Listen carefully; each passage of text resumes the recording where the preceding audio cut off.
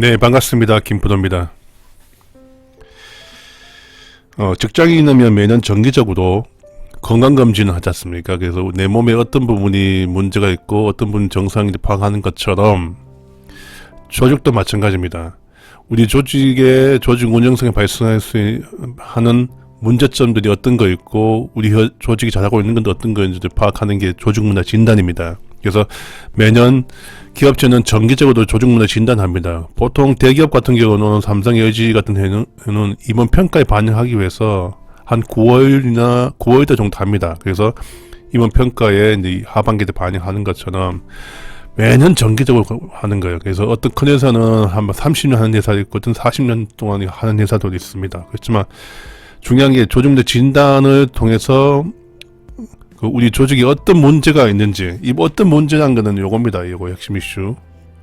핵심 이슈가 어떤 거 있는지, 이 핵심 이슈 그게 우리 조직의 강점이 뭐고, 그리고 취약점이 뭔지. 보통 취약점은 핵심 이슈 보시면 안 돼요. 취약점은 많아요. 엄청나게 많겠죠. 그 중에서 직원들이 대다수 생각하는 취약점이 어떤 거 있는지, 또 하나, 각 단위 조직별로, 각 본부별로 어떤 문제가 가지고 있는지 찾아내는 게 이 핵심 이슈 도출입니다. 그러기 위해서 우리가 뭐 하냐면 조직문화 분석하는 거예요. 통계 분석합니다. 통계 분석해서 다양하게 해봐서 어떻게 할 건지를 먼저 구상을 하고 그 분석을 베이스로 해서 이슈 뽑아내고, 결국은 의미 없는 데이터, 보통 서베이라는 거는 일반적으로 로 데이터거든요.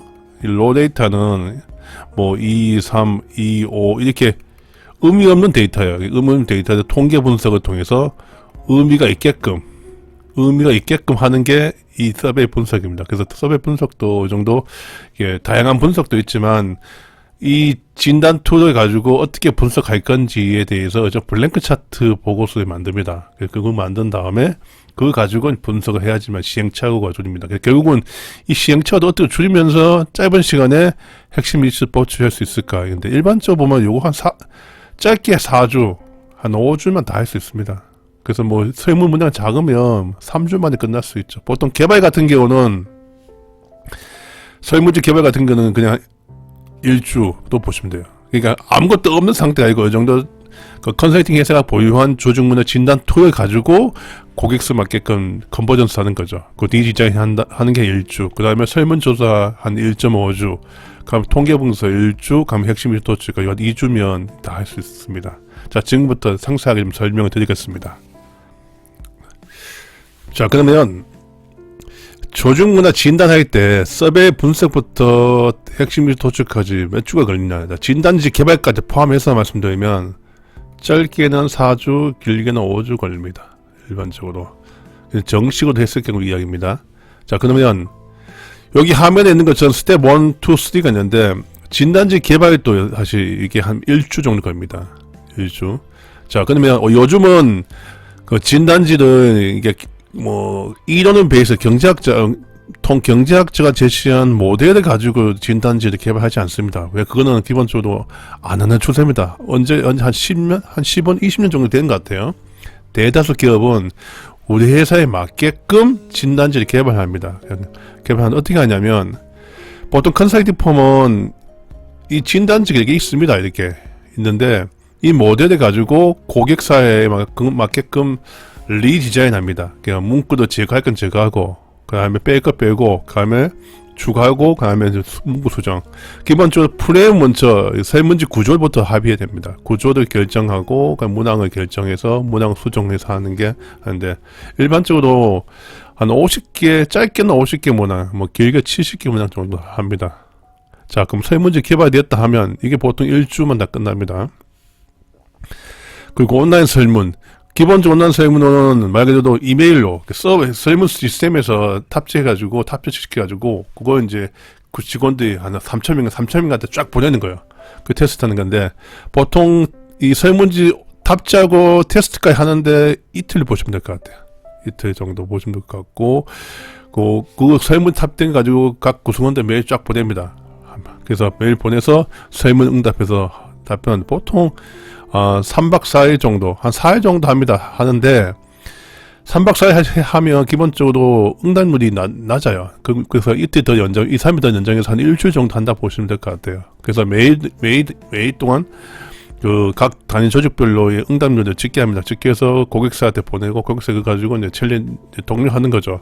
그래서 최소 몇 퍼센트 나오냐면 응답률은 80% 나와야 됩니다. 80% 이상. 왜 80%냐? 심플합니다. 어느 설문조사든 간에 허수값이 있어요.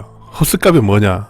뭐 이게 3434 4444 이렇게 나 귀찮네 뭐 귀찮은데 이런 걸 보내 그냥 대충 답변할게요. 이게 다 허수값. 이게 허수값이 10 작게는 5% 많게는 10% 이상 됩니다. 그래서 80% 정도의 응답을 해야지만 이게 한 10% 다운돼서 한 70% 정도의 답변이 되는 거예요. 응답되는 거예요. 최소한 70% 이상 넘어야지만 이분들한테 이야기가 있어요. 생각해보세요. 설문 응답률이 30%면 이 설문 데이터에 대한 신뢰도가 높아지겠습니까? 윗분들 별로 콧방귀입니다. 그래서 70% 정도의 응답률을 하셔야 돼요. 저희 회사 같은 경우는 거의 다 70% 넘습니다. 그 70% 높일 수 있는 방법 다 있어요. 그건 기본적으로 컨설팅 회사한테 가지고 있어요. 그 방법은 이제 그 영역 시작하면 알려줄 수 있는 겁니다. 자, 그를 통해서 여기 아래와 같이 표를 만드는 거, 아래와 같이 로데이터를 만드는 게, 그러니까 2323, 뭐 444 이렇게 음연 데이터가 다 만듭니다. 그걸 다운받아서 그 다음에 하는 게 통계 분석이에요. 통계 분석. 그래서 이 로데이터를 통계 분석하기 위해서 지수값을 산출하기 위한 최종 로데이터를 만들고 어떻게 그 허수값을 적어야 됩니다. 허수값 아시겠지만 뭐 이게 동일한 패턴 다 허수값이죠. 특히 공기업하고 일반 기업전 차이. 공기업들은 다 지수값 높고 그다음에 일반 연기업은 조금 낮아요. 그래서 그걸 이제 맞춰서 허수값을 제거해야 됩니다. 가감을 제거한다는 거는 해당되는 A란 친구의 답변 전체를 다 통째로 날려야 됩니다. 이 허수값 발생하면. 그래서 80% 응답하면 10% 정도 보내고 70%의 최종 응답률이 되는 겁니다. 그리고 이 로데이터 분석, 통계 분석을 하려면 다양한 기법, 막 통계부 다 쓰는 게 또 사실 나쁘진 않지만 어느 정도 여기 임금 통계 항목이 있어요. 그러니까 소속, 뭐 직급, 그 다음에 남녀 성별, 나이. 요즘 나이는 잘 안 씁니다. 왜냐면 직급하고 나이가 비례할 수 있으니까. 근데 어떤 기업은 해달라는 데 있어요. 근데 뭐 30대, 40대, 50대 이렇게 한 데 있지만 임금 통각별로의 베이스돼서 이거 이제 SPSS나 SL을 가지고 이제 통계 분석합니다. 이 분석을 어떻게 할 건지 먼저 블랭크 차트 보고서에 만드셔야 돼요. 무슨 말이냐? 내가 앞으로 이런 보고서, 여기 블랭크 차트에서 이렇게 분석할 겁니다 정도를 토식화해서 이걸 고객사하고 합의하셔야 돼요. 그래야지만 한 번에 끝날 수 있는 거예요. 이 합의 안 되고 해보면 이렇게 분석해, 저렇게 분석해보면 진짜 갈팡질팡합니다. 그러면 뭐 일주일, 3일, 5일, 뭐 2주, 3주 금방 갑니다. 그래서 타이밍 중요한 거죠. 이게 설문 종료한 시점에서 분석 보고서까지 보는 시까지 기간 이게 짧아야 돼요. 왜? 고객사들이 다 궁금하거든 사실. 우리 조직이 얼마나 나왔을까? 뭐가 높고 뭐가 낮은지에 대한 궁금증이 해결할 수 있는 타이밍이 있어요. 그때 딱 보고하셔야 됩니다. 응? 가장 이상적인 종료 끝나고 일주일 만에 보고하는 거예요. 가장 중요한 게. 그런데 일주일 보고하려면 빡세게 이제 밤샘 작업해야 돼요. 왜냐 이게 완전 노가다입니다. 이게 이 분석 보고서 하는 거, 통계 분석해서 보고서 받는 게 완전 노가다입니다. 왜? 의미 조치해야 되니까. 이 수치에 대한 데이터 값을 가지고 해석을 해야 됩니다. 해석을 위해서는 이거는 주관적 팩터입니다. 기본적으로 많이 해본 친구, 자 컨설팅을 많이 해본 친구가 아니고 실제 실무도 해보고 컨설팅 베이스 프로젝트 많이 한 친구 유리해요. 그러면 이게 숫자만 봐도 뭐 어떻게 해석할 수 있죠. 그래서 의조직의 강점하고 취약점을 찾아내야 됩니다. 찾아내서 그걸 의미화시켜야 그러니까 전사천의 강점과 취약점, 가면 단위 조직 본부별로 본부에 대한 그 강점 취약점 또 뽑을 수 있어요. 근데 무난한 본부는 관계없지만 조금 특별하게 낮은데 그런 본부들을 뽑을 수 있는 겁니다. 또 이 결국은 이 서베이 분석의 핵심은 최종 종단은 우리 조직이 뭐가 문제인데 에 찾아내는 거예요. 뭐가 문제인데는 무조건 항목이 낮은 항목이 이슈가 될 수는 없어요. 정무적 판단도 해야 돼요. 최근에 우리 대표이사가 부수간 협업의 활동을 많이 했는데 불구하고 협업 점수가 기대 수준만큼을 달성 못한다. 그럼 그게 문제가 될 수 있는 거죠. 근데 그 문항은 높지만, 점수는 높지만, 근데도 문제가 되는 거예요. 이게 정무적 판단도 해야 돼. 또 고객사 주간부서 입장도 들고, 꼭 다른 조직별로 임원들 성향에 따라서 지수값 달라져요. 임원들이 조금 군대식이고 가부장적이었다면 그 조직의 뭐 전반적인 지수값이 다 낮게 나오는 거예요. 대신에 임원의 일하는 방식이 조금 개방적이고 오픈마인드드 있는 조직은 좀 높아지고, 딱 그거 다 사전 다 조사하셔야 됩니다. 해서 해석을 하셔야 돼. 이 해석을 해서 뽑는 게 핵심 이슈입니다. 자, 그 중에서 우리 조직은 한 3, 40개 정도 문제가 있는데 모든 거 다 그 3, 40개 다 바꿀 거냐? 못하죠. 한정된 재원과 자원을 통해서 요번에 뭘부터 할 건지 찾아내는 게 요 단계입니다. 수칙 지수값을 그래프에서 의미 추출해서 핵심 위치 뽑는 데, 이건 전적으로 주관적인 판단입니다. 고객사의 주관 부서하고 다 협의하셔요. 일단 초안을 고객사에 가지고 협의해서 최종 결정하셔요. 그때 블랭크 차트가 있으면 좀 쉽게 정리할 수 있는 겁니다. 요렇게 이제 핵심 위치 뽑는데, 그래서 최종 산출문은 두 가지예요.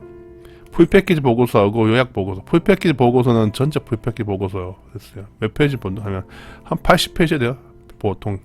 그런데 요약 보고서는 이분들은 이 80페이지 보고서 다 볼 수 없잖아요. 그 요약 보고서를 한 20장 이내, 10장 이내 이렇게 딱 적어서 이제 윗분들이 보고 가죠. 이분들은 필요 없어요. 뭐 핵심은 뭐가 문제인데, 그리고 다른 조직이 뭐가 문제인지 잘 보여주면 윗분들이 기본적으로, 여기 서베이는 아시겠지만 통계 패키지 기본적으로 신뢰도가 있다 보니까 평소에 내가 생각하는 우리 조직은 부수간 협업이 엉망이야, 우리 팀장 업무 지시가 영 문제가 있어 전반적으로, 그리고 부수간의 부서 이기주의가 너무 강한 것 같아, 그리고 일하는 방식이 너무 오일해, 이렇게 생각하고 있으면 서베이 결과도 똑같이 나와요. 대부분 다 비슷하게. 아, 봐라, 내가 평소에 생각하는 문제점들은 서베이 다 언급되고 있자, 이렇게 답변해야지만 이 프로젝트가 성공할 수 있어요. 누가? CEO가 평소 생각하는 모습을 그대로 나와야 되는 거예요. 가장 중요한 게. 또 이 서베이 설문지 개발할 때부터 CEO가 조금 중점적으로 보고 있는 것들을 항목에 반영시켜야 돼요. 정무적으로 반영시켜서 뭐 부서 간 협업에 대한 강령과는 뭐 그걸 관련된 원인과 현상을 정확하게 파악할 수 있는 진단 툴을 개발해야 됩니다. 개발해서 같이 해야지만 이게 본부장 그 대표이사에 대한 지원을 받을 수 있는 거예요. 이렇게 해서 총 4주에서 5주로 언급될 수 있습니다. 핵심 일수 도출 방법은 아주 디테일하게 6개 단계가 있는데, 그까지는 제가 설명 못 드리지만 6개 단계를 거쳐야지만 이게 핵심 일수가 통 나옵니다. 그래서 그 내용을 추후에 한번 좀 설명드릴 거고, 일단 기본적으로 진단지 개발해서 온라인 설문 통해서 로데이터 분석해서 핵심 일수 도출한 다음에 분석 결과 보고서를 만든다, 이렇게 총 진행한다고 보시면 될 것 같습니다.